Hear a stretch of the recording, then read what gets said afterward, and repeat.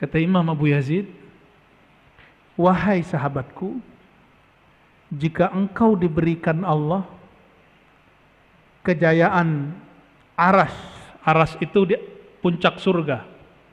Surga itu yang tertinggi apa? Firdaus. Tapi langit-langitnya surga Firdaus, langitnya itu aras. Berarti puncaknya surga Firdaus aras Allah.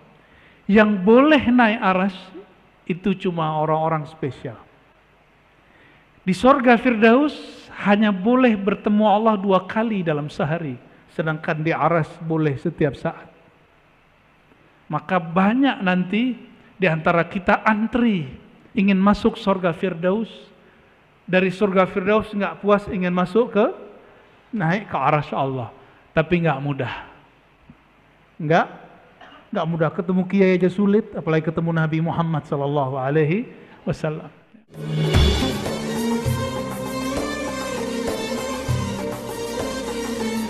Musalli wa sallim wa barik ala sayyidina Muhammad wa ala alihi wa ashabihi wa li baitihi wa dhurriyyatihi ajma'in, ma ba'du. Para asatiz, para kiai dan para imam, para muazzin, para dewan masjid, semoga Allah berkahi beliau-beliau ini. Amin.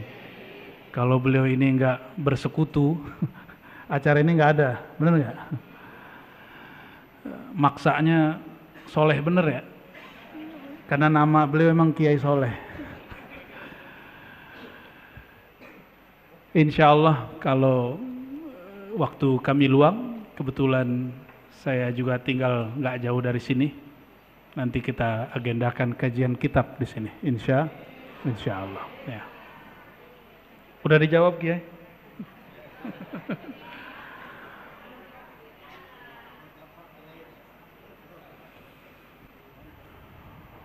Sebelumnya mari kita baca surah Al-Fatihah untuk diri kita sendiri, rohani, pikiran kita semua, untuk baginda Nabi Muhammad SAW, untuk orang tua kita, guru-guru kita, untuk yang membangun masjid ini, yang mengurusi masjid ini, dan siapapun yang hadir malam ini. Al-Fatihah.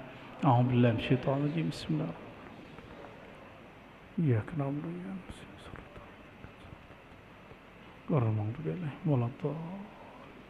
Amin.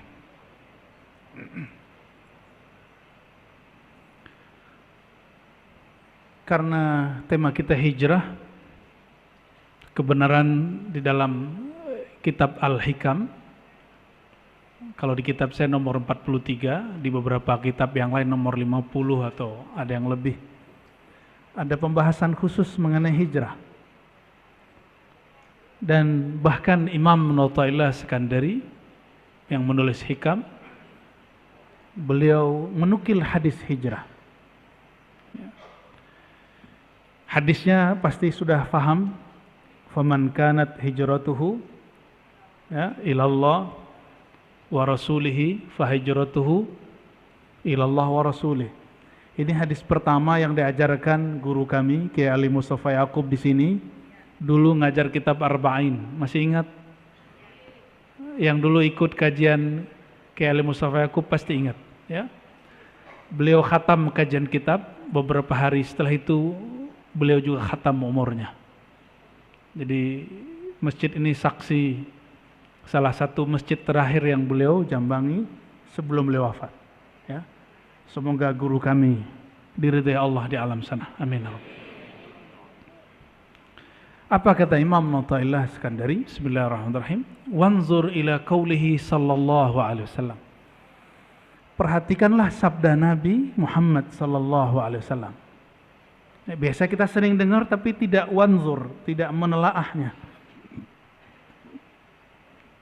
Faman kanat hijratuhu, siapa yang berhijrah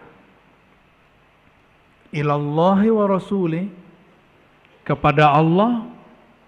Allah itu di satu tempat atau bukan? Enggak. Karena Allah bukan benda, maka Allah tidak memerlukan tempat.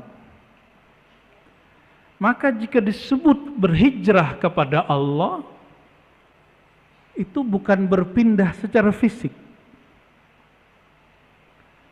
Maka ini disebut al-hijrah minal maddiyah, berhijrah dari sisi materi kepada sisi rohani. Berhijrah dari pahala kepada yang punya pahala. Bapak Ibu, saudara-saudariku, sampai kapan beribadahnya karena pahala? Mau sampai kapan kepada Allah berniaga, bertransaksi? Walaupun di Quran ada hal adullukum ala tijaratin. Betul ada di Quran. Tapi itu awal-awal turun. Awal-awal turun. Hadis ini mengajarkan apa? Siapa yang hijrahnya untuk Allah dan Rasul, berarti siapa yang berpindah, yang gerak hidupnya untuk Allah yang maha zahir dan maha batin, berarti dia mulai beribadah itu bukan lagi karena transaksi pahala. Seandainya tidak ada ustadz yang mengatakan sholat duha melancarkan rezeki, masih sholat duha kah? Bagaimana? Saya kurang yakin. Seandainya umroh, antara umroh dan umroh itu ampunan dari Allah, seandainya tidak ada hadis itu, mungkin orang-orang tidak mau umroh.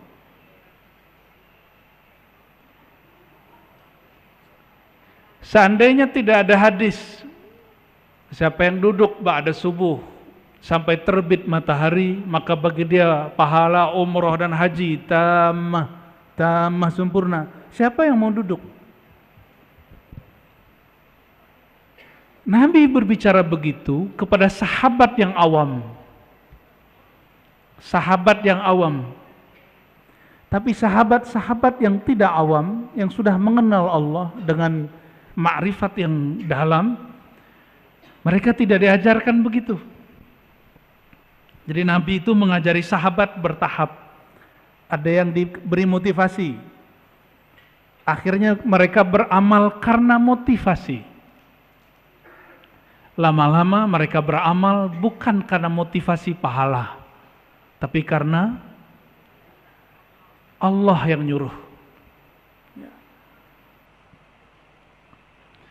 Ciri-ciri anak kecil berbuat amal diancam dulu atau diiming-imingi dulu? Ama diancam, benar gak?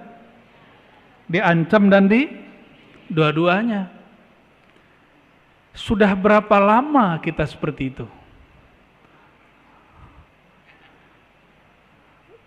Perasaan masih muda aja kata Kiai Soleh ya.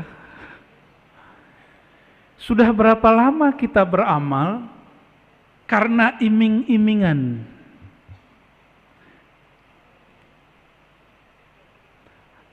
Kalau anak sudah gede, dia sholat itu bukan lagi karena diancam atau tapi karena dia sadar. Maka anaknya sebut, kamu sudah dewasa nak. Ini yang di depan saya sudah dewasa belum rohaninya? Seandainya tidak ada ayat ala bidzikrillah tatmainnul qulub, ketahuilah hanya dengan menyebut nama Allah kalbu menjadi tenang. Seandainya tidak ada ayat ini, mungkin orang jarang berzikir kepada Allah. Karena kita ini biasa dididik seperti pedagang sama pembeli. Jarang yang dididik menjadi orang yang tulus mencintai. Ini saya nggak nanya ke bapak-bapak, ibu-ibu seneng nggak dicintai tulus?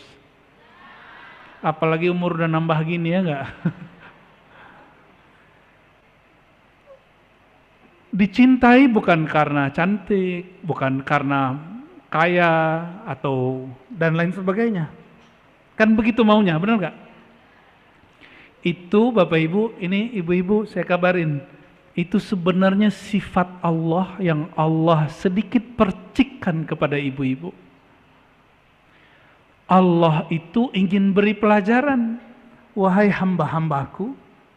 Ini yang disebut sifatul jamal, sifat keindahan atau sifat feminim.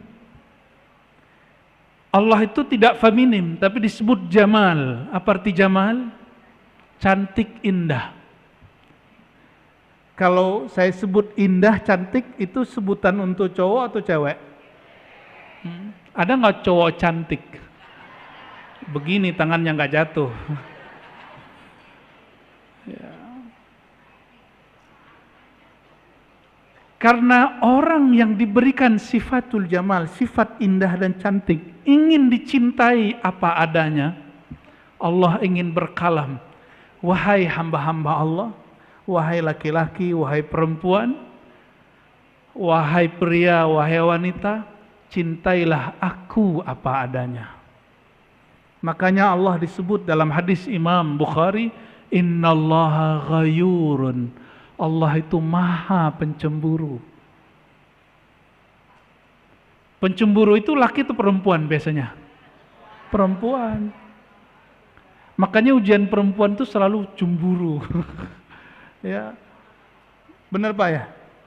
Kalau kita cemburu beres Pak. Ya. Kalau ibu-ibu cemburu panjang ceritanya. Tapi bukan berarti Allah perempuan. Tapi sifat perempuan itu percikan dari sifat Allah Subhanahu wa ta'ala. Berat nggak ngaji begini? Enggak kan? Kalau enggak saya ganti topik. Saya rasa temanya biasa. Ya. Hal yang biasa, tapi kita bawa ke ranah yang luar biasa. Insya Allah. Kan hijrah. Ya.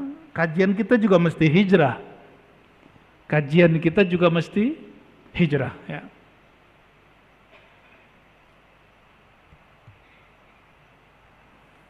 Kata Imam Nu'tailah, wa ta'ammal hadzal amr in kunta dha fahmin wassalam. Wahai muridku, perhatikanlah hadis ini jika memang kamu punya akal sehat, punya pemahaman yang tajam. Lalu oleh Imam Al-Khatib Al-Waziri, beliau menukil kalam Imam Abu Yazid. Ya. Abu Yazid ini didatangi oleh seorang laki-laki.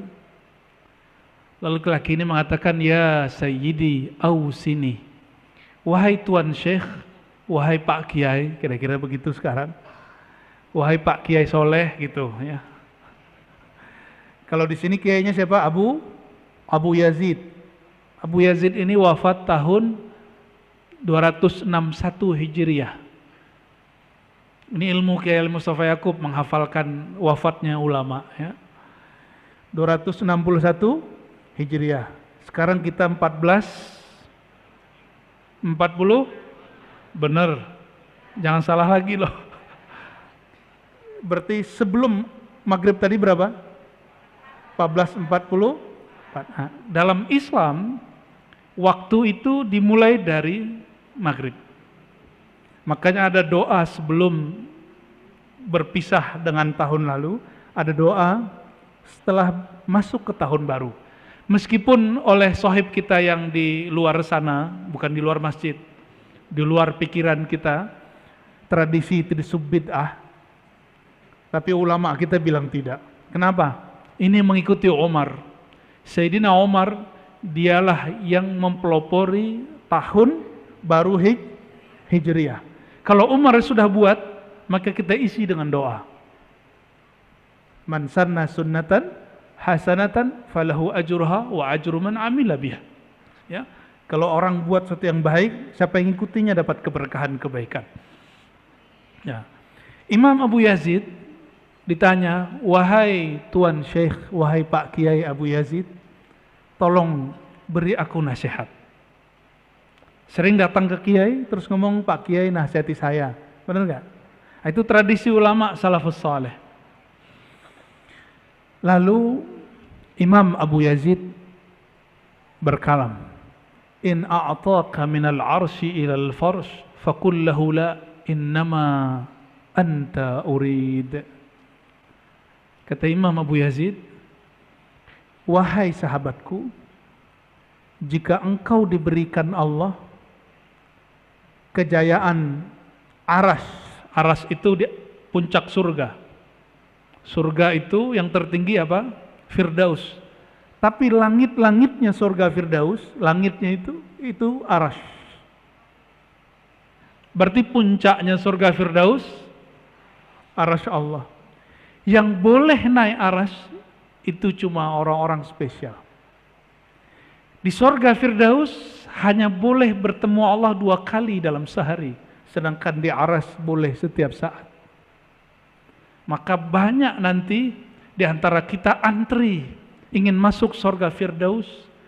Dari surga Firdaus nggak puas, ingin masuk ke naik ke aras Allah, tapi nggak mudah. Nggak mudah, ketemu kiai aja sulit, apalagi ketemu Nabi Muhammad sallallahu alaihi wasallam. Bener nggak ketemu kiai sulit? Bener. Coba aja mau ketemu Abah Lutfi, nggak mudah loh. Ketemu kiai fulan, Habib fulan, nggak mudah. Itu baru ketemu pewaris Rasulullah, zuriat Rasulullah sallallahu alaihi wasallam. Jangan dikira mati langsung ketemu Allah, enak bener. Mati langsung ketemu Rasulullah, enak kali. Nah begitu. Orang yang meninggal ketemu Rasulullah, hidup dia bersama Rasulullah sallallahu alaihi wasallam. Apa kata Imam Abu Yazid? Seandainya engkau diberikan sorga, puncaknya sorga, aras. Atau kenikmatan dunia, al-faras. Al-faras itu nikmat kasur maksudnya. Nikmat menikah. Faqul lahu la. Jawablah, katakan kepada Allah, ya Allah, bukan ini yang aku mau. Innama anta urid. Yang aku kehendaki hanyalah engkau, pemilik sorga. Ini namanya hijrah. Ini hijrah versi Imam Abu Yazid, Imam Salafus Saleh. Hari ini banyak yang berbicara salaf. Ini versi salaf yang ruhaninya. Banyak orang menyebut kata salaf hari ini untuk menyakiti umat Islam. Benar nggak? Menyebut salaf untuk menyalahkan umat Islam. Tapi kalau kita nyebut salaf untuk menyebutkan spirit, semangat orang-orang terdahulu. Nah, itu perbedaan kita yang bersanad kepada mereka dengan mereka yang mengklaim selalu ikut salaf. Ya. Gak usah rebutan, ya. Yang penting punya sanad. Apa arti sanad? Silsilah ilmu. Saya mau tanya Bapak Ibu, kalau disuruh milih sorga Firdaus atau sholat 2 rakaat, pilih mana? Bingung kan? Pilih mana Pak? Ayo Mas, Bang. Sholat 2 rakaat atau surga Firdaus? Beneran, belum tentu diterima loh. Sholat gaya bener. Kayak udah diterima aja sholatnya. Enggak apa-apa, apa alasannya kalau sholat? Apa? Berzikir. Zikir belum tentu ketemu. Apa? Ikhlas. Beneran sholatnya ikhlas. Jangan-jangan sholatnya pengen rezekinya lancar. Ibu-ibu kalau sholat sama surga Firdaus pilih mana? Sama Bang Firdaus ya maunya.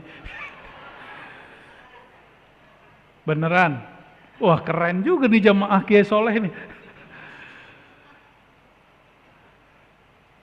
Imam Abu Sulaiman Ad-Darani, siapa namanya? Beliau bagi jawaban dan alasannya. Kata beliau, la in khuyyirtu baina rak'atain wa dukhulil firdaus lakhtartul rak'atain.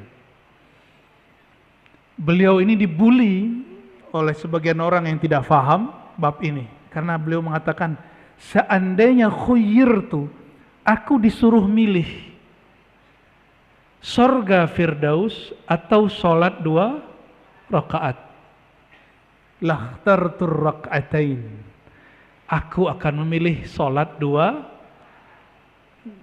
Tunggu dulu. Sholat beliau pasti diterima, Pak. Karena beliau sholat, itu nggak tahu lagi kiri kanan. Tapi kalau saya milih Firdaus, karena saya belum tahu sholat saya diterima. Ayo, yang mana ayo? Mulai bingung kan?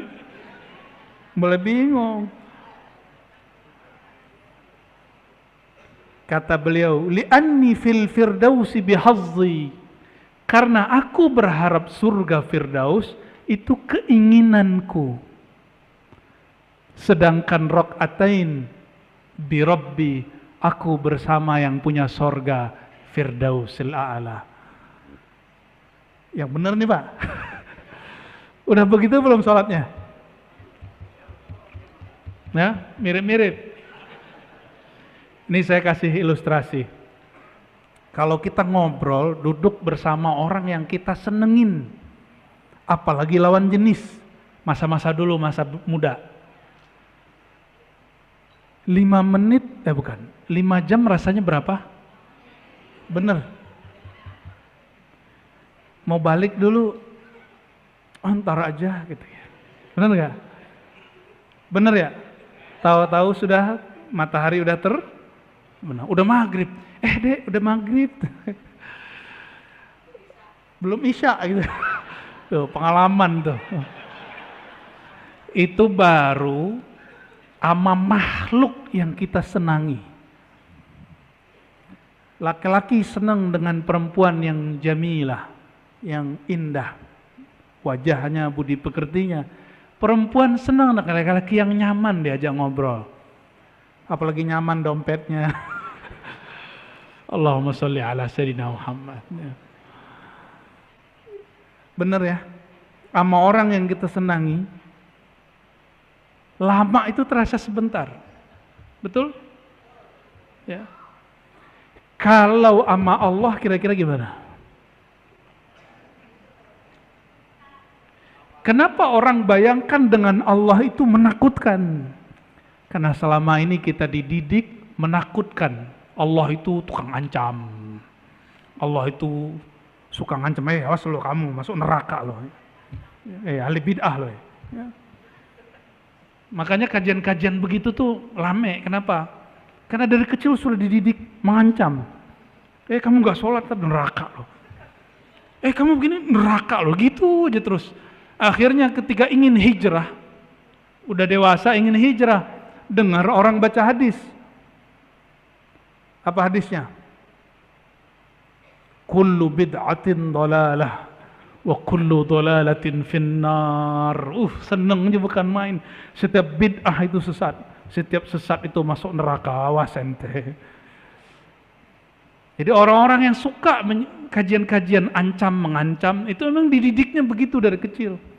Jadi bukan salah kelompok itu sebenarnya. Tapi memang kita dari kecil dididik bab ancam mengancam. Jadi otak itu udah otomatis. Otak ini kan kalau sering diasah dia akan mengikuti pola-pola itu. Alhamdulillah saya sering dididik guru-guru dan orang tua saya dengan apresiasi. Jarang diancam. Bahkan kalau nilai kami rendah, percaya nggak Bapak Ibu, nilai akidah akhlak saya dulu 4. Karena tiap hari tengkar mulu. Nonjok orang lah, nendang orang lah, bonyok itu orangnya. Karena hobinya dulu silat sama karate. Tapi bapak saya bilang 4. Ya masih kelas 2, semester 1, nggak apa-apa, antar juga bagus ya. Nggak pernah ngancem. Kapan bapak saya ngancem? Sekali aja. Saya kelahi Pak. Mata kita merah. Pulang mata merah. Lidi dia ambil sama itu rotan. Lari lagi. Tongkar lagi ngalahin orangnya. Jadi cara didiknya beda. Semoga Allah merahmati kedua orang tua saya. Ayahanda masih hidup, ibu sudah berpulang. Sudah berhijrah ke alam barzakh. Bapak Ibu yang bukan Allah, kalimat ini jangan ditelan mentah-mentah ya. Betul, dalam alam rohani, kalau kita sudah mengenal Allah, sudah merasakan namanya bab ihsan. Ihsan itu memandangnya dan dipandangnya. Ini biar indah. Mandang orang yang kita suka, seneng nggak? Dipandang oleh orang yang kita cintai, seneng nggak? Itu yang disebut ihsan. Beruntunglah yang namanya ihsan.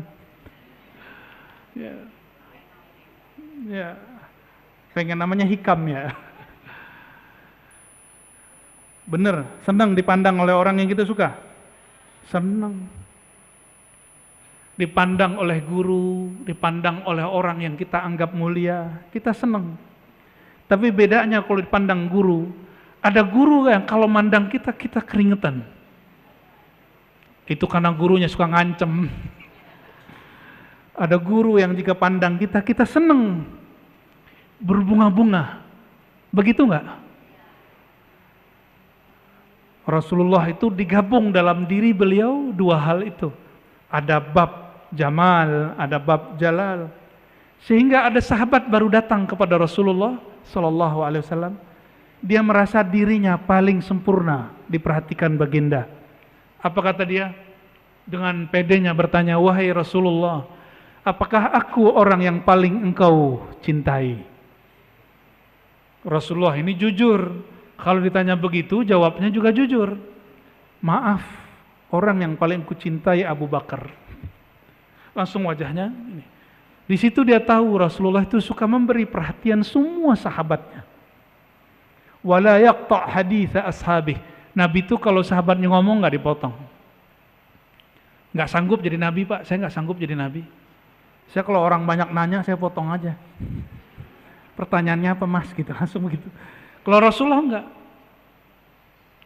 Apalagi kita dikasih limit sama pengurus, sekian menit Buya katanya. Ya harus kita potong-potong tuh kalau orang nanya. Ya. Kalau kita belum sampai martabatul khawas, tingkatan setinggi beliau atau murid Imam Ad-Darani, pilihlah surga Firdaus.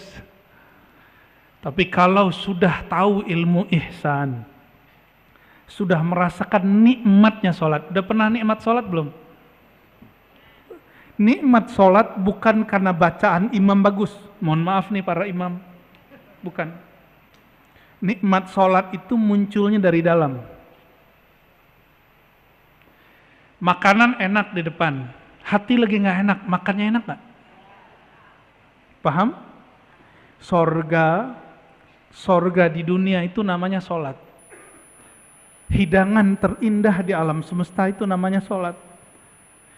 Apabila seseorang hatinya tidak nyaman, maka dia tidak akan mampu menikmati sholat. Oleh karenanya Bapak Ibu, sebelum sholat handphone matikan. Ya, sebelum sholat.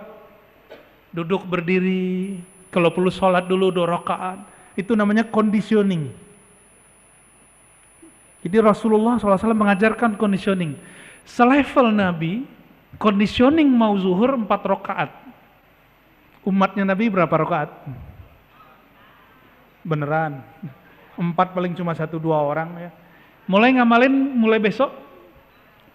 Sunnah sebelum sholat zuhur. Jadi kita udah azan, kita sholat berapa rakaat? 2 rakaat plus 2 rakaat. Itu cara apa?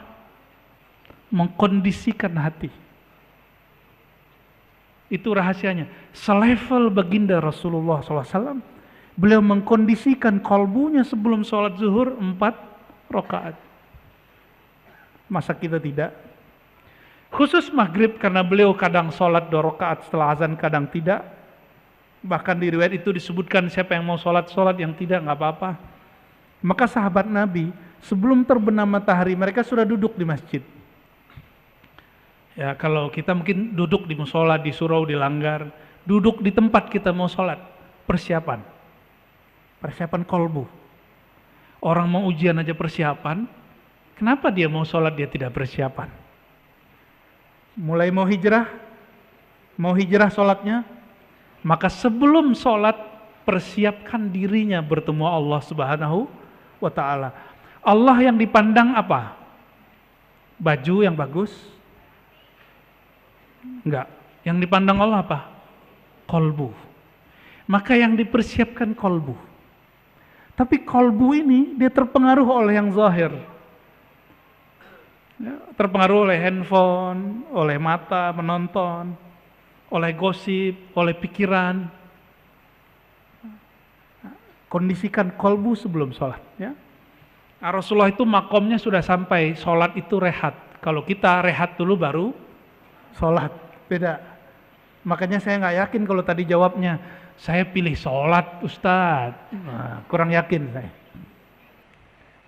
Belagu bener. Bapak Ibu yang mengasihi Allah. Wa qala Imam Abu Bakar Asy-Syibli quddasallahu sirrahu. Imam Junaid pernah dengar Junaid? Junaid Al-Baghdadi, Imam Salafus Saleh, beliau yang mengajarkan tasawuf. Jadi kalau ada orang ngomong hari ini tidak ada tasawuf di masa dahulu, di masa Salafus Saleh, dia berbohong atas ulama Salafus Saleh. Imam tadi yang saya sebut Darani, Imam Junaid, dan yang pertama kita sebut Abu Yazid, semuanya imam Salafus Saleh dan semuanya imam Sufi. Jadi Sufi bukan dari Buddha, bukan dari Hindu, apalagi dari Yahudi. Ya, masa ada ustadz bilang ini dari Shaolin? Ya, kalau nggak belajar sejarah, nggak ngaji hadis, namanya hadis musalsal, ente ngaji, jangan cocok logi. Ya, dalam kajian ilmu hadis ada namanya al-musalsal bis-subhah. Hadis menerima tasbih dari guru. Lalu tasbihnya dari mana? Dari murid Sayyidina Ali dan murid Sayyidina Abu Hurairah, namanya Al-Hasan Al-Basri. Siapa namanya? Beliau yang pertama kali pakai tasbih. Tasbih dalam pengertian seperti ini. Tapi tasbih yang umum jumlahnya 2000, pertama kali Abu Hurairah. Sedangkan tasbih yang tidak diikat yang pertama kali istri Rasulullah itu Juwairiyah dan Safiyah. Apa kata mereka yang tidak sepakat pakai tasbih? Kamu pilih Rasul atau sahabat? Itu namanya GOBLOK. Jangan dibaca. Sahabat itu ikut Rasulullah. Jangan kemudian kasih pilihan ikut Rasul, ikut sahabat. Ikut sahabat itu ikut Rasulullah sallallahu alaihi wasallam. Betapa mereka menghina sahabat-sahabat Rasulullah sallallahu alaihi wasallam dengan mengatakan ente ikut Nabi atau ikut sahabat.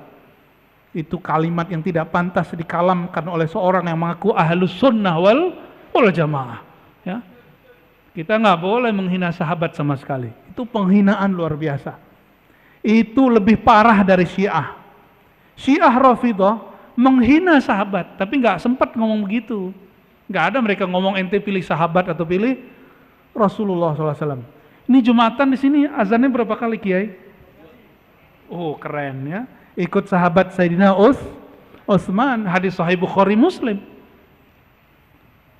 Bukan berarti ente ikut Utsman atau ikut Rasulullah, jangan begitu nanyanya.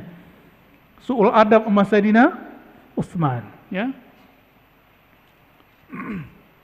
Jadi panas. Kayaknya masjid ini masih panas bagian itu.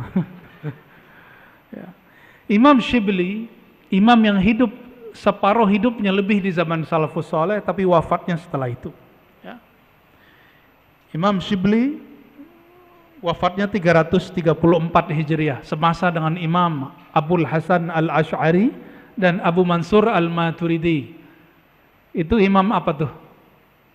Imam Asy'ari itu yang ngajarin sifat 20. Allah wujud, idam baqa mukhalafatuhu lil hawadisi. Masih belajar gitu nggak di Sunda Kelapa? Lah harus ada yang ngaji gitu. Lanjutannya Asmaul Husna. Lanjutan belajar sifat Allah, belajar apa? Al-Asmaul Husna. Itulah inti daripada al-iman dan al-ihsan. Kalau kita rutin nanti kita ngaji itu aja ya. Insya Allah. Udah seneng duluan. Imam Shibli mengatakan, ihdhar makrahu walau fi qawlihi kulu washrabu. Hati-hatilah engkau, wahai tuan, wahai laki-laki ataupun perempuan, dalam segala hal, meskipun dalam hal makan dan minum, kulu washrabu. Apa maksud beliau berkalam begitu? Hati-hati walaupun dalam makan. Kalau orang awam, nah mau sampai kapan kita jadi orang awam? Itu hanya hati-hati di awal makan dan di akhir makan. Awal makan baca bismillah, akhir makan alhamdulillah.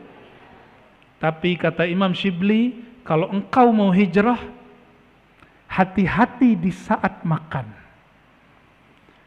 Hal anta ta'kul ma'ahu amla? Apakah engkau makan dan merasakan kebersamaan dengan Allah atau tidak? Apakah saat engkau makan, engkau berpikir, nasikah yang mengenyangkan? Kalau orang berpikir nasi yang mengenyangkan, disitulah tumbuh sifat tamak. Jadi kapan orang tamak? Kalau dia meyakini nasi yang mengenyangkan. Kapan orang mulai korupsi? Jika dia mengira duitlah yang membahagiakan. Sama itu. Jadi kalau megang duit, hati-hati. Megang duit, apalagi megang orang yang megang duit. Kata Imam Al-Waziri, li'anna zahirat ta'am wa syarab in'amun wa batinuhu ikhtibarun. Karena orang makan itu zahirnya nikmat, tapi pada hakikatnya, batinnya, Allah sedang menguji dia. Dia sedang makan, dia berpikir siapakah yang mengenyangkan. Dia sedang minum obat, dia berpikir siapakah yang menyembuhkan. Gimana kira-kira? Yang sering kita lupa ya? Maka mulai malam ini Bapak Ibu, hijrah makan bagaimana? Bismillah itu terjemahannya, aku makan bersamaan dengan nikmat Allah. Bi-nya di situ berarti ma'a. Apa arti bi di situ? Ma'a. Ma'a berarti bersama. Aku makan dengan pemberian Allah. Kalau sudah begitu udah makan suka-suka. Karena setiap makan yang dirasakan Allah Subhanahu wa ta'ala. Udah begitu belum? Jadi kapan makan kita jadi ibadah? Kalau makannya bersama Allah Subhanahu. Sehingga ketika makan, yang kenyang tidak hanya perut, tapi yang kenyang juga batinnya. Itulah makan yang membuat mudah bangun malam tahajud. Itulah makan yang membuat mudah bangun subuh. Itulah makan yang membuat pikiran orang bisa jenius. Jenius melebihi jeniusnya orang-orang dunia, tapi jenius akhirat. Orang jenius itu visioner. Visioner ahli dunia, bagaimana dapat untung di dunia. Tapi visioner orang akhirat, dia berpikir sampai melewati dunia. Berarti sampai ke akhirat. Jadi hitung-hitung dia sampai ke akhirat. Itu orang visioner.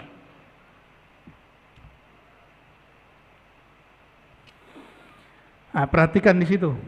Makannya karena berpikir nasilah yang mengenyangkan, airlah yang menyegarkan. Maka coba lihat, ada orang minum, gimana cara orang yang lupa kepada Allah minum? Satu nafas. Minum begitu hanya boleh minum air zam-zam, tapi tegukan yang ketiga kali. Kalau hamba Allah minum enggak? Hamba Allah minum dikit-dikit ya. Saya izin minum dulu ya. Bismillah. Nah, dikit-dikit seperti itu.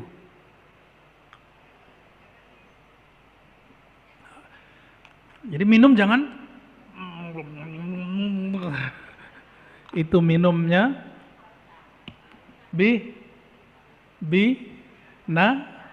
bina-bini. Itu hewan yang minum begitu. Maka disebut di Quran ulaika kal an'am. Dia berpikir air yang menyegarkan. Masih ingat kisah Talut Talut itu diuji oleh Allah dan pasukannya. Itu pasukannya banyak. Pasukannya awalnya puluhan ribu. Tapi turun perintah wahyu. Wahai Talut, kalian boleh minum dari air sungai. Itu mereka kehausan, berhari-hari nggak ketemu air. Tapi hanya ini apa namanya? Apa sih namanya bahasa Indonesianya? Sauk. Ya gitu aja deh ya. Segini, setelapak. Ambil air, gitu. Ini ilmu wudhu. Pernah belajar wudhu nggak? Tapi bab ini jarang orang mengajarkan. Kalau kita berwudhu, bagian air sedikit saja, bagian wajah kita minum. Ya. Ada yang ngajarin begitu nggak? Bid'ah nggak nih? Ya, di kitab-kitab lama masih ketemu Pak begitu. Ya, itu manfaatnya ada. Nanti kalau kita ketemu lagi kita jelaskan rahasianya. Ya. Ternyata caranya diambil dari mana? Dari Talut minum air. Berarti kalau begitu airnya sedikit gak? Karena belum dituang ke mulut dia sudah tumpah duluan. Disitulah Allah mengajari Talut dan pasukannya. Dia dan pasukannya 313. Tadinya berapa orang? Puluhan ribu orang ikut. Begitu dalam satu riwayat lain ribuan orang. Tapi karena perintah kalian tidak boleh minum kecuali hanya seteguk dari bekas tangan. Apa kata yang lain? Ini nggak masuk akal. Masa kita mau perang nggak boleh minum? Jadi dia berperang pakai akal. Akal yang sempit ini. Otak kita kan kecil sekali. Akhirnya banyaklah minum, diambil satu gayung, blok, ngantuk. Yang lain muncul rasa takut. Jadi orang itu kapan dia muncul rasa takut miskin, takut mati kalau perut sudah kenyang. Perut sudah kenyang, tabungan sudah banyak, mulai muncul rasa takut mati, takut miskin, takut dicuri. Benar nggak? Kalau nggak nabung apa yang mau dicuri? Ya, itu mulai muncul tuh. Sama, pasukan Talut mundur. Yang maju cuma 313 orang. Sama dengan Ahlul Badar, 313 orang bersama Rasulullah SAW. Ya, dia nggak boleh tamak, nggak boleh tamak sama sekali. Nah, coba hijrah minum, tadi hijrah makan. Mulai malam ini, detik ini, kalau minum bukan lagi dengan meyakini air yang menyegarkan. Toh tentara Talut mengalahkan musuhnya Jalut. Mereka jumlahnya cuma 313 dan minumnya sedikit. Karena yang menyegarkan, yang menghidupkan bukan air minum, tapi Allah Subhanahu wa Ta'ala. Benar gak nih? Ya. Nanti ada masa Bapak Ibu, gak tahu nih sebagian ibu-ibu mungkin sudah dipanggil Allah nanti. Nggak nakut-nakutin. Sebagian kita sudah dipanggil Allah nanti bapak-bapak. Ada masa orang karena air satu gelas bunuh-bunuhan. Sekarang belum Pak. Ini sudah mulai. Coba, adakah orang Jakarta minum air sumurnya? Nggak ada, karena sumur kita sudah ternodai, sudah tercemar. Semua kita minum pakai air. Bukan aqua ini. Tuh, alam bawah sadarnya sudah begitu. Semua orang nanti minum begitu. Ada masa itu air nggak ada masuk ke Jakarta. Berebut Pak minum ini, bunuh-bunuhan minum ini. Di semua negeri, dimanapun. Itu fitnah akhir zaman, saya nggak nakut-nakutin. Rasulullah yang mengabarkan, sallallahu alaihi, kalau nggak sanggup meninggal aja sebelumnya ya. Bayanginnya sulit kan? Tuh banyak yang mau minta mati sebelumnya tuh. Tapi kalau sudah ngaji bab hijrah minum, dia paham yang menyegarkan, yang menghidupkan bukanlah air, tapi Allah Subhanahu. Ya, teorinya gitu Pak, teorinya. Coba aja ntar ya. Terakhir ya, ketika disebut al-muhajiru man hajara, man al-mujahidu man hajara. Ada yang hafal nggak? Ada al-mujahidu man jahada hawa, ya. Al-muhajiru man hajara mimma nahahullah. Itu riwayatnya. Orang yang jihad itu yang berjihad melawan hawa nafsunya. Hadis ini sahih, ada di Bukhari. Dan orang yang hijrah itu al-muhajiru, orang yang hijrah itu orang yang hijrah dari sesuatu yang Allah tidak suka. Allah tidak suka ketika kita minum air lah yang kita etikatkan itu yang menyegarkan. Mulai sederhana, mulai hidup hari ini. Nah, bukan nasi yang menyegarkan, bukan nasi yang bikin kenyang, ya. Kira-kira orang Indonesia kalau umroh haji nggak ketemu nasi, ngamuk ya? Oh, ngamuk. Udah nyampe di Mekah, itu nggak ketemu nasi masih ngamuk, Pak. Ternyata Tuhannya, padahal makan apa aja di depan. Apa yang depan, yang dihidangkan makan aja. Tapi kita alam bawah sadar ngomong ini, saya kalau nggak makan nasi, saya nggak makan. Itu nyiksa diri namanya. Kenapa kita buat kaidah begitu? Karena belum hijrah. Maka siapa yang ditakdirkan Allah minggu depan, besok, bulan depan umroh, tahun depan haji, coba mulai latihan kurangi makan nasi. Saya nyaksiin sahabat saya kalau nggak makan nasi, ngerotos. Nasi. Serius. Pusing dia kalau nggak ketemu nasi. Seperti suami pusing nggak ketemu istri. Emang betul pusing? Kayaknya bapak-bapak ini nggak pusing. Yang pusing ibu-ibu. Bapak ibu yang makan Allah. Ketika Nabi SAW keluar dari Mekah, beliau ternyata keluar itu prosesnya sudah panjang. Kebetulan saya kemarin nginep di hotel yang dekat Mina. Sekitar 500 meter dari hotel kami, itu ada satu masjid namanya Masjid Al-Bai'ah.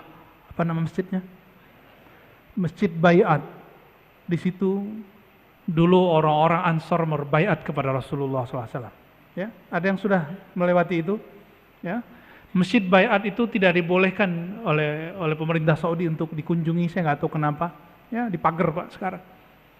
Masjid Bai'at itu jaraknya dari Masjidil Haram agak lumayan jauh. Ketika musim haji, orang-orang Madinah datang ke Mekah. Setiap kali ada orang datang ke Mekah, Rasulullah SAW bersama Abu Bakar dan sahabat yang lain, cuma beberapa sahabat itu nyapa, kalian dari Yathrib? Iya, kami dari Yathrib. Diajak, dikasih makan, minum, diajak ngobrol tentang bicara agama. Sampai kemudian pembicaraan mereka mengenai menyembah Allah, ya, akhlak yang baik dan segala macam. Lalu tertariklah waktu itu 6 orang. Ada 6 orang yang tertarik untuk mendengarkan kalam Nabi Muhammad SAW. 6 orang ini kemudian berbaiat kepada Nabi Muhammad SAW. Ini belum di masjid, belum di Bai'atur Ridwan, belum, masih panjang. Lalu mereka mengatakan, wahai Rasulullah, kami izin pulang kampung. Ketika mereka pulang kampung, setiap sahabat yang 6 pulang ke rumah bawa berita kabar baik. Ternyata di Madinah sudah muncul kabar yang diberitakan oleh orang-orang Yahudi bahwa akan muncul Nabi akhir zaman. Jadi siapa yang mengabarkan? Orang Yahudi. Lalu orang Madinah, orang Yathrib mengatakan, Bani Khazraj, wahai ahli Madinah, jangan keduluan orang Yahudi. Fala yasbiqannakum al-Yahud. Jangan keduluan Yahudi. Nabinya kami sudah ketemu, kata 6 orang ini. Maka 6 orang ini, semua keluarganya dan sukunya ikut Islam.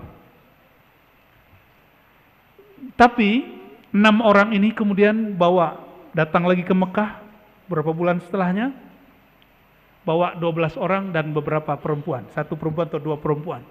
Lalu mereka baiat di tempat yang disebut Masjid Al-Bai'ah. Silakan cek, buka GPS ya. Mina, lalu di antara Mina dan Mekah, Masjidil Haram itu ada namanya Masjid Bai'ah. Mereka baiat di situ berapa orang jumlahnya? 12. Berarti sebelum Nabi hijrah itu sudah ada yang Islam dari ahli Madinah. 12 orang pulang mengislamkan 70 orang. 70 datang. Baiat lagi di tempat itu. Kapan mereka baiat? Nggak mungkin siang. Pasti dibunuh oleh kafir Quraisy. Tidur kafir Quraisy, jam 12 malam mereka datang ke situ berkumpul. Itulah tradisi Nabi SAW ngaji jam 12. Ini saya senang sekali, Sunda Kelapa walaupun cuma sekali setahun atau beberapa kali sebulan, buat tradisi ngaji sampai tengah malam. Sampai jam berapa nanti Ustaz? Kiai? Sampai jam 2, jam 3, luar biasa. Itu sunnah apa? Sunnah sebelum hijrah. Itu persiapan hijrah. Kuat nih, nggak tidur sampai nanti. Ntar kan ada Syekh Muhammad Ali Jabir ya. Ya, siapa lagi? Syekh Hisham. Jangan tidur ya, ngantuk-ngantuk dikit boleh. Ini belajar, kalau kami dulu hampir setiap minggu. Bahkan seminggu itu saya 2-3 kali ngaji jam 12 sampai jam 3. Lalu yang kita siarkan dulu kajian hikam semasa pandemi, itu nggak pakai masker Pak.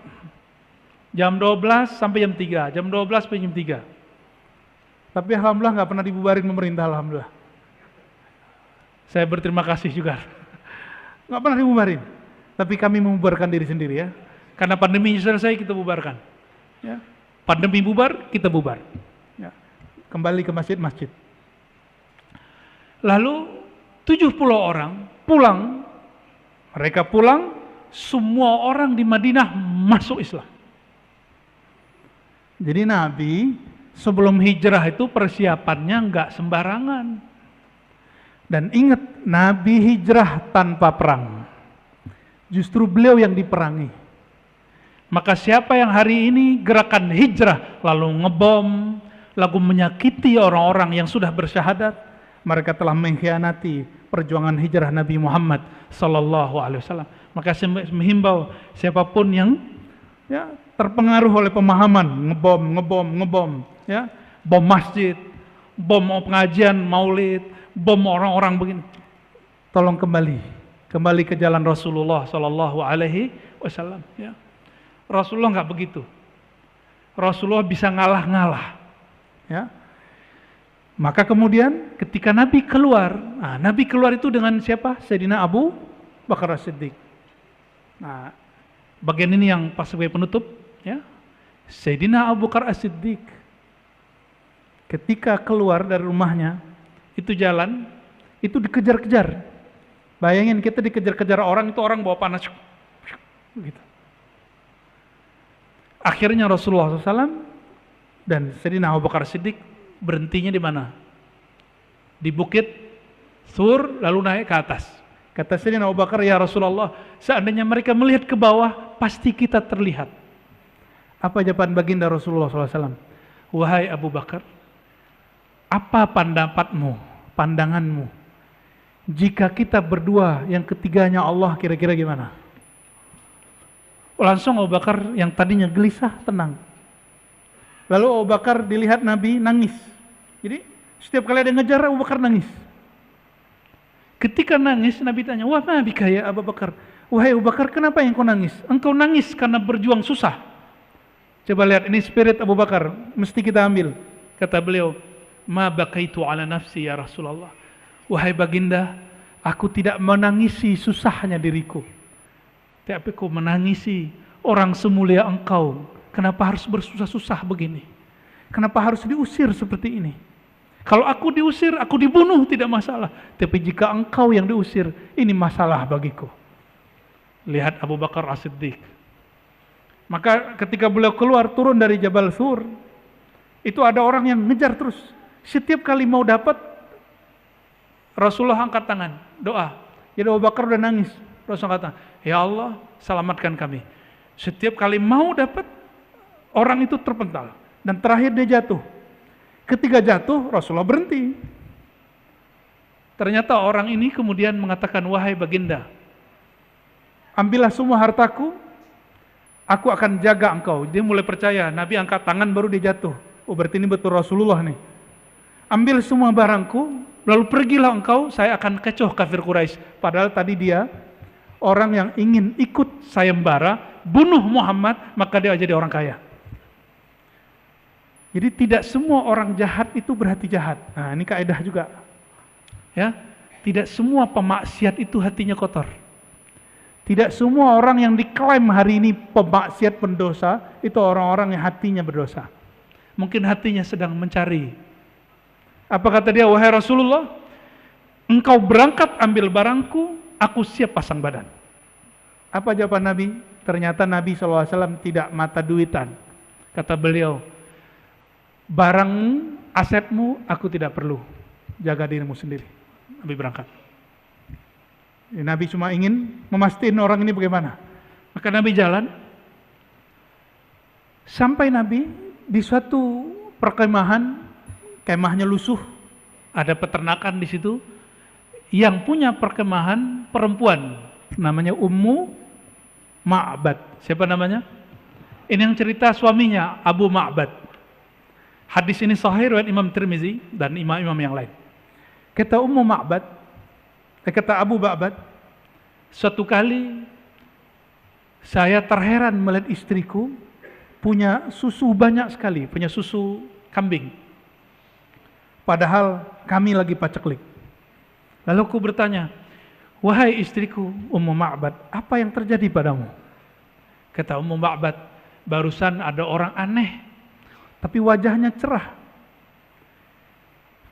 Saya mengatakan kambingku tidak ada yang bunting. Tapi dia mengatakan, itu ada kambing satu yang lusuh, tolong bawa sini. Lalu aku ngambil. Aku ambil itu kambing, domba, lalu Rasulullah urut-urut, disayang-sayang. Ada nggak yang punya kucing-kucingnya diurut-urut? Beneran. Ya, punya kambing nggak berani ya. Diurut-urut, lalu bagian susunya, itu bukan lagi bunting Pak. Nggak ada susunya. Apa kata Nabi? Wahai domba, wahai kambing, semoga Allah memberkahimu. Betapa beruntungnya si kambing dipegang-pegang oleh Rasulullah Sallallahu Alaihi Wasallam. Itu nggak ada air susunya Bapak Ibu, dipegang sama Nabi, habis diurut oleh Rasulullah SAW, itu langsung air susunya dan susunya itu penuh. Nabi kemudian pencet, keluar. Ambil wadah penuh, ambil lagi yang baru, ambil lagi yang baru. Bingung Ummu Ma'bad. Ini orang makhluk apa ini? Dia bingung. Rasulullah SAW ternyata ada yang ikut ngawal beberapa orang setelah itu, bertiga beliau. Kemudian ambil, nah ini akhlak baginda Rasulullah SAW. Ambil, lalu beliau sodorkan ke tiga orang itu. 1, 2, 3, dan ke Ummu Ma'bad. Yang lain minum. Fasyaribtu, kata Abu Bakar, hatta rawitu. Aku minum sehingga aku puas. Aku minum sehingga aku puas. Lalu kami bertanya, wahai baginda, kapan engkau minum? Jawaban beliau, orang yang memimpin kelompok dia adalah pelayannya. Maka aku terakhir minum. Dan minum semua, baru beliau minum. Sallallahu alaihi wasallam. Sampai detik itu Ummu Ma'bad belum tahu bahwa yang memeras susu itu siapa? Rasulullah sallallahu alaihi wasallam.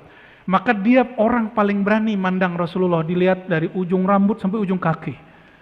Sedangkan Sayyidina Abu Bakar As-Siddiq tidak pernah berani menatap baginda Rasulullah sallallahu alaihi wasallam. Yang berani siapa? Emak-emak. Ya, ini hadis emak-emak. Ummu itu kan emak. Emak Ma'bad. Anak dia namanya Ma'bad. Selesai semua, Rasulullah cuma ambil sedikit, minum, udah beliau jalan. Saya mau nanya Bapak Ibu, kira-kira itu air susu turunnya dari mana? Keluarnya dari mana? Memang Allah punya peternakan susu, punya pabrik susu. Apa jawabannya? Yang megang kunci surga siapa? Rasulullah SAW. Benar? Ya. Di surga ada nahrun, ada sungai disebut min laban, yang mengalir di dalamnya air susu. Kalau Rasulullah mau ambil boleh nggak? Boleh. Maka itu keluarnya apa? Itu sebenarnya bukan air susu biasa, itu air susu surgawi. Itulah air susu paling mulia yang pernah keluar. Air susu surga yang Allah keluarkan. Sebagaimana air Zam-Zam dan air-air yang mulia yang keluar di tangan beliau. Nggak ada selang di tangan Nabi, tapi keluar air. Kira-kira seperti itu. Bapak Ibu yang bukan Allah, Nabi SAW pergi, datang Abu Ma'bad. Tanya, ini susu dari mana? Wajahmu cerah dari mana? Kenapa? Jawaban Abu Ma'bad, barusan ada orang, wajahnya sumringah, wajahnya teduh, matanya Masya Allah seperti habaib-habaib yang kita lihat hari ini, yang habaib yang sahih ya, bukan habaib yang tidak sahih. Insya Allah kita hormat kepada semua habaib. Jangan ikut terpedaya dengan isu-isu hari ini, mereka yang kemudian membenci sebagian zuriat Nabi Muhammad Sallallahu Alaihi Wasallam. Ini awal fitnah akhir zaman, karena Al-Mahdi keturunan Fatimah. Maka cara supaya fitnah akhir zaman ini bekerja, orang mulai membangkitkan ajaran, jangan percaya habaib. Ya. Yang habaib nggak usah GR dulu, pantaskan aja dirinya. Ya. Kami memantaskan diri kami menjadi pejuang akhir zaman, insya Allah. Ya. Persis seperti wajah, kalau kata Habib Omar, jika kamu mau lihat wajah Rasulullah, lihatlah wajah muridku Al-Habib Ali Al-Jufri. Senyumnya, sumringahnya. Wajah siapa? Al-Habib Ali Al-Jufri. Silakan lihat wajah beliau. Kira-kira rada-rada mirip begitu, ya. Sallallahu alaihi wasallam. Lalu Ummu Ma'bad menceritakan tentang Nabi dari awal sampai akhir. Oleh karena itu, kalau belajar sirah nabawiyah, yang berani menceritakan tentang wajah Nabi hanyalah Ummu Ma'bad, Sayyidina Ali, Husain dan keluarga Ahlul Bait. Selebihnya Abu Bakar tidak berani, Umar tidak berani, Utsman apalagi. Kenapa? Sahabat-sahabat ini tidak berani menatap baginda Rasulullah Sallallahu Alaihi Wasallam. Bapak Ibu yang bukan Allah, semoga nur baginda Rasulullah mengalir pada kita, mulai hijrah dari motivasi pahala kepada motivasi yang memberi pahala. Dari hanya sekedar berharap surga, takut neraka, kepada yang punya surga, yang punya neraka. Dari makan minum meyakini makan minum itulah yang menyegarkan, kemudian meyakini bahwa Allah lah yang menyegarkan. Semoga hijrah ini berlanjut dan tambah sempurna sebelum kita wafat. Semoga Allah terima hijrah kita semua. Amin ya rabbal alamin. Wassallallahu ala sayyidina Muhammad. Ikuti salawat saya. Sallallahu rabbuna ala nuril mubin Ahmad al-Mustafa sayyidil mursalin wa ala alihi wa sahbihi أجمعين صلى الله ربنا على النور المبين أحمد المصطفى سيد المرسلين وعلى آله وصحبه أجمعين. الفاتحة. بسم الله. إياك نعبد وإياك نستعين صراط الذين أنعمت عليهم غير المغضوب عليهم ولا الضالين. اللهم الرحمن الرحيم. Ya Karim, ya Azim, ya Allah yang Maha Pengasih dan Maha Penyayang, limpahkanlah kasih sayang Engkau kepada hamba-Mu terkasih Nabi Muhammad sallallahu alaihi wasallam. Dan ya Allah, jika Engkau telah melimpahkan kepada baginda Rasulullah, izinkanlah kami mendapatkan percikan limpahan itu. Izinkan mata kami, pandangan kami, pendengaran kami, lisan kami, kolbu kami, tangan, kaki, dan tubuh kami, rohani kami, kolbu kami, mendapatkan limpahan kasih sayang Rasulullah SAW. Allahumma ya Allah, kami tidaklah pantas bermimpi Rasulullah, kami tidaklah pantas memandang wajah Rasulullah, tapi ya Allah kami hanya bermohon, pantaskan kami mendapatkan syafaat baginda Rasulullah. Allahumma ya Allah ya muqallibal qulub, wahai yang membolak-balik hati kami, Engkau maha tahu ya Allah, kami ketika berhadapan dengan syahwat kami, dengan nafsu kami tidak kuat ya Allah. Farhamna ya Rabbana bitarkil ma'asi, maka rahmatilah kami ya Allah, sayangilah kami ya Allah, dengan cara bantulah kami meninggalkan kemaksiatan, bantulah kami ya Allah meninggalkan kebiasaan yang buruk, bantulah kami ya Allah berhijrah lahir dan batin, menghijrahkan kalbu kami hanya kepada Engkau ya Allah. Allahumma ya Allah, mata kami penuh dengan maksiat, telinga kami penuh dengan maksiat, lisan kami penuh dengan kata-kata yang menyinggung sahabat kami, kata-kata yang membicarakan aib-aib saudara sesama iman kami. Maka ampunkan semua dosa ini ya Allah. Allahumma ya Allah, guru-guru kami, orang tua kami, bagi yang hidup, berkahi hidup mereka ya Allah. Jika mereka sudah wafat, maka ridhai mereka ya Allah. Allahumma ya Allah ya alim, ya alimum bidzatis sudur, wahai yang maha mengetahui semua seluk-beluk hati kami, Engkau maha tahu bagaimana dahsyatnya syahwat kami, dahsyatnya keinginan buruk kami. Farhamna ya Rabbana, maka rahmati kami ya Allah dengan mampu menjinakkan hawa nafsu kami. Allahumma ya Allah, nas'aluka nuraka wa nura nabiyyika. Ya Allah, hati kami gelap karena lalai mengingat Engkau, hati kami gelap karena cinta kepada dunia, maka terangi kalbu ini ya Allah dengan hanya cinta kepada Engkau dan baginda Rasulullah SAW. Allahumma yassir lana kulla khair, ya Allah mudahkanlah pada tahun ini semua kebaikan bagi kami. Ya Allah, jika Engkau mengetahui dalam takdir kami ada keburukan, maka palingkanlah kami dari keburukan itu. Jika tetap kami harus menghadapinya, fakhaffifna ya Rabbana, maka ringankanlah semua ketentuan itu, ringankan takdir yang buruk itu menjadi baik. Allahumma ya Allah, Rabbana atina fid dunya hasanah.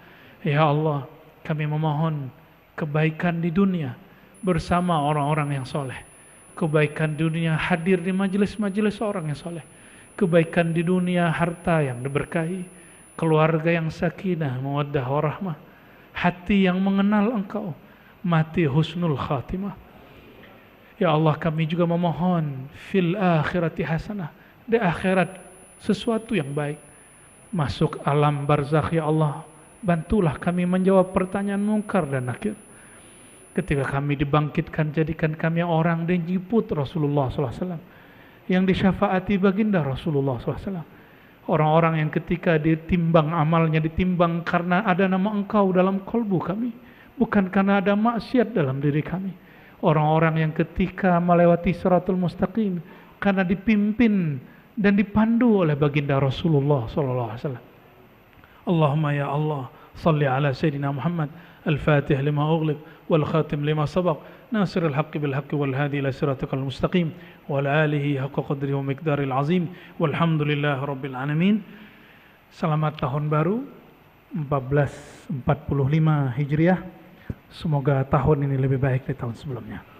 Assalamualaikum warahmatullahi wabarakatuh.